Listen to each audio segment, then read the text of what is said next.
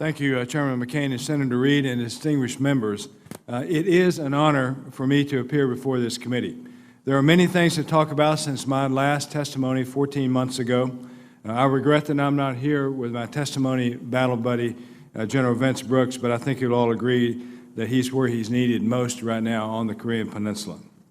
Mr. Chairman, I request that my written posture statement be submitted for the record.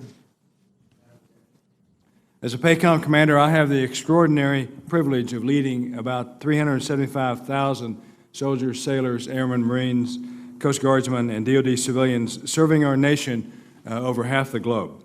These dedicated patriots are doing an amazing job, and thanks to them, America remains the security partner of choice in the region. That's important because I believe that America's future and economic prosperity are inextricably linked to the Indo-Asia Pacific, a region that's poised at the strategic nexus where opportunity meets the four considerable challenges of North Korea, China, Russia, and ISIS. It's clear to me that ISIS is a threat that must be destroyed now, but as we eliminate ISIS in the Middle East and North Africa, some of the surviving fighters will likely repatriate to their home countries in the Indo-Asia Pacific. So we must continue to work with like-minded nations to eradicate ISIS before it grows in the PACOM area of responsibility. Then there's North Korea, which remains the most immediate threat to the security of the United States and our allies in Japan and Korea. North Korea has vigorously pursued a strategic strike capability with nuclear tests and ballistic missile launches, which it claims are intended to target the United States, South Korea, Japan, and just earlier this week, Australia. Make no mistake, Kim Jong-un is making progress on his quest for nuclear weapons and a means to deliver them intercontinentally. All nations need to take this threat seriously because North Korea's missiles point in all directions. North Korea's capabilities are not yet an existential threat to America, but if left unchecked, it will eventually match the capability to hostile rhetoric. I know that there's some debate about North Korea's intent and the miniaturization advancements made by Pyongyang, and I won't add to that speculation. Regardless, my job is to provide military options to the President. And because PACOM must be ready to fight tonight, I must assume that Kim Jong-un's nuclear claims are true. I know his aspirations certainly are. That's why General Brooks and I are doing everything possible to defend the American homeland and our allies in the Republic of Korea and Japan. That's why the ROK-U.S. alliance decided last July to deploy THAAD, the Terminal High Altitude Area Defense System, which will be operational in the coming days and able to better defend South Korea against the growing North Korean threat. That's why the USS Carl Vinson carrier strike group is back on patrol in Northeast Asia. That's why we must continue to debut America's newest and best military platforms in the Indo-Asia Pacific. That's why we want to continue to emphasize trilateral cooperation between the United States, South Korea, and Japan, a partnership with a purpose if there ever was one. And that's why we continue to call on China to exert its considerable influence to stop Pyongyang's unprecedented weapons testing. While recent actions by Beijing are encouraging, the fact remains that China is as responsible for where North Korea is as North Korea itself. In confronting the reckless North Korean regime, it's critical that we're guided by a strong sense of resolve, both privately and publicly, both diplomatically and militarily. As President Trump and Secretary Mattis have made clear, all options are on the table. We want to bring Kim Jong-un to his senses and not to his knees. Admiral, would you say that it's an accurate statement to say that the crisis on the Korean Peninsula now is reminiscent, it reminds one of a gradual Cuban Missile Crisis? Sir, I'll just say that I think the crisis on the Korean Peninsula is real. It's the worst I've seen. I'm not a student of the Cuban Missile Crisis, but what I know of it, it seems that we are faced with a threat and a leader who is intent on achieving his goal and of a nuclear capability against the United States. And that leader does not always behave in a rational fashion, is that correct? from your... That's correct, sir. I believe that, to ascribe terms like rational or irrational to Kim Jong-un is probably not helpful, because he is what he is, and we have to deal with the Kim Jong-un that is. And I believe that he does have some kind of calculus that ends up in decisions. So he takes information and makes a decision, and those decisions are often brutal, and the decisions are there to keep him and his family in power in North Korea. And it's clear that his goal is a nuclear weapon and the means to deliver it to the United States of America. Is there any doubt in your mind? There is no doubt in my mind, Chairman. And there is some question, given the difficulty of getting real, reliable intelligence, as to how close he is to reaching that goal? There is some doubt or questions within the intelligence community whether he has that capability today or whether he will soon have that capability. But I have to assume that he has it, as do my fellow combatant commanders, Lori Robinson and John Hyten.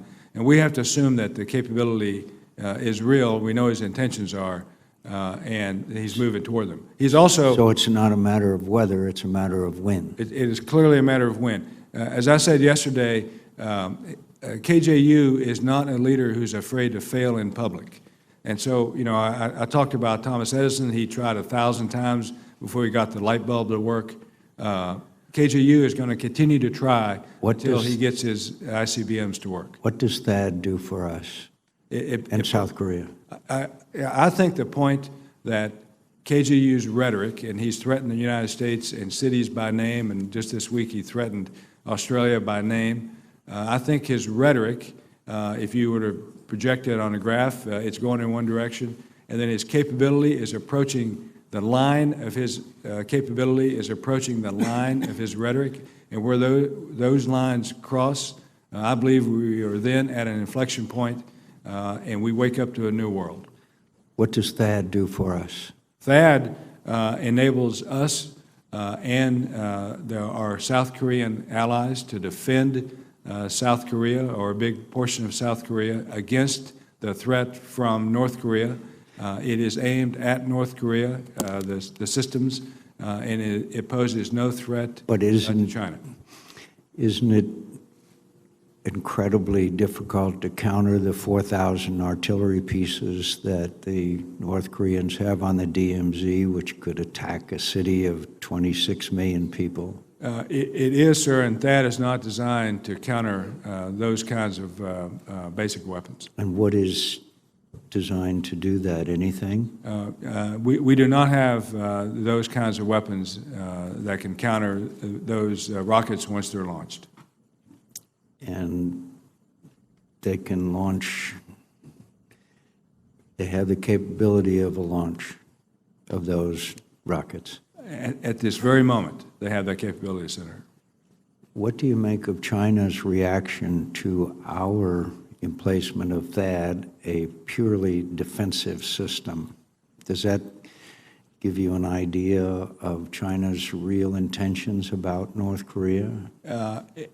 I've said before, Chairman, that I believe it's preposterous that China would criticize South Korea or the United States for placing a purely defensive missile system against the North Korean threat when that North Korean threat owes its survival, if you will, to China. And I believe that China, rather than criticize the United States or South Korea for defending ourselves, should rather put that energy toward convincing Kim Jong-un to stop his nuclear ambitions. So we should be a bit skeptical about our ability to persuade the Chinese to break Kim Jong-un's quest for nuclear weapons and the means to deliver them. I have been skeptical up to the recent discussions between President Trump and President Xi. So I think that we're seeing more activity proactive, positive activity from China in this case than we've seen in a long time. So I remain cautiously optimistic and certainly hopeful. But you wouldn't rely on that? It's too early to tell, sir. It's only been a month or so, and But I mean, it's too early to tell. you wouldn't rely on it at this time? I wouldn't bet my farm on it. Thank you, Mr. Chairman. Aloha, Admiral Harris, and always good to see you. Thank you for your service. There's a lot of focus, of course, on the ongoing and the heightened threat from North Korea, and in light of that, of course, I want to ensure that Hawaii is adequately protected. PMRF is a national treasure that cannot be replicated anywhere else with its undersea and missile testing ranges. There's been discussion about operationalizing Aegis ashore, located at PMRF. Is Hawaii adequately protected at this time, given intelligence assessments of North Korea's current capability and the missile defense systems we have in place? And going forward, as North Korea's capabilities have advanced, what will be needed to defend the U.S. and in particular Hawaii from Korean advancements, North Korean advancements? Yeah, thanks, Senator. I agree with you that the Pacific Missile Range Facility on Kauai is a national treasure.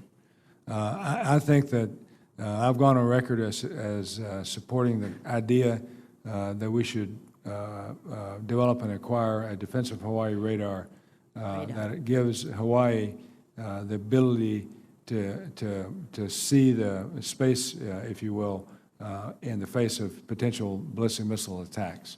We have the SBX, that's the X-band radar that sits on a self-propelled oil platform that has to be sustained and refurbished and all of that. And I think a land-based permanent facility to do that, a defensive Hawaii radar is necessary. I believe today, General Robinson will tell you that Hawaii is adequately defended.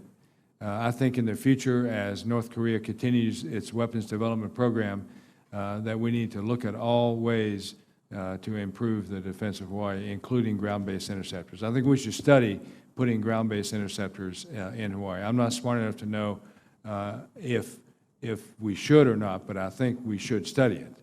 And I think that would be the complement to a defensive Hawaii radar.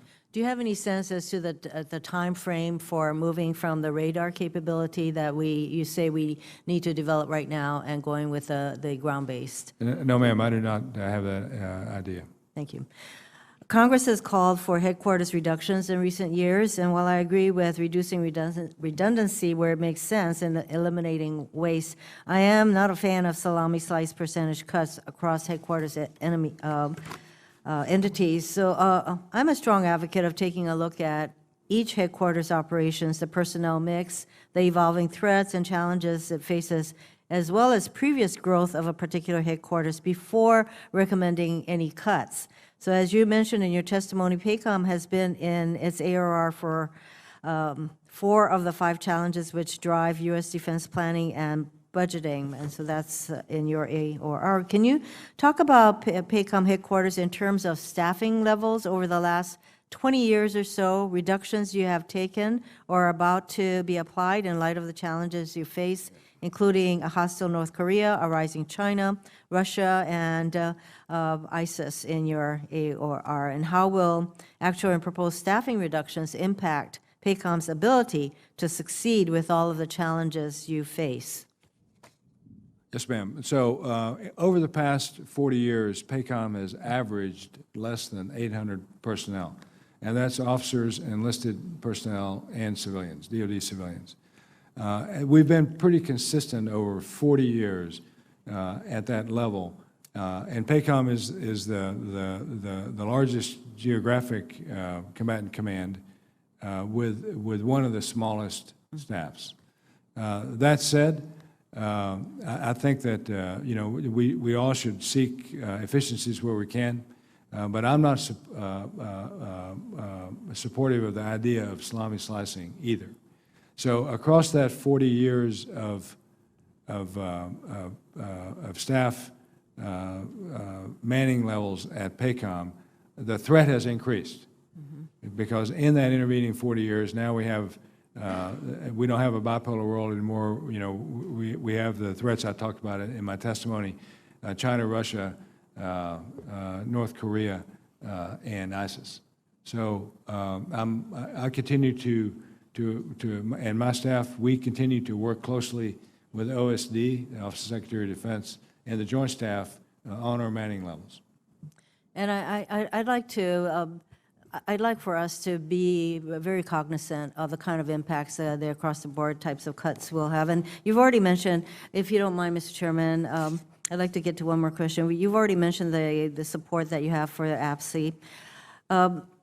In your written testimony, you state that you have concerns about some of the changes made to security cooperation authorities in the 27th NDAA, and I just wanted to give you an opportunity to tell us how these changes could impact the DoD counter-narcotic and transnational crime programs in the PACOM-AOR. Yeah, it could potentially, depending on how the cuts are actually affected, it could dramatically affect JIDF West, the Joint Interagency Task Force West, which goes after counter-narcotics programs. I'm also concerned about programs like IMET, International Military Education and Training, which I think is the best, one of the best foreign assistance programs out there.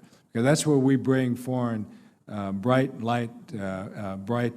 up-and-coming mid-grade officers to the United States for senior military education for a year at a time with their families, and they get immersed in American culture, ideas, and living in an environment where we practice daily civilian control of the military. So I think it's important that we fund these programs, and I'm concerned if those programs were to be cut.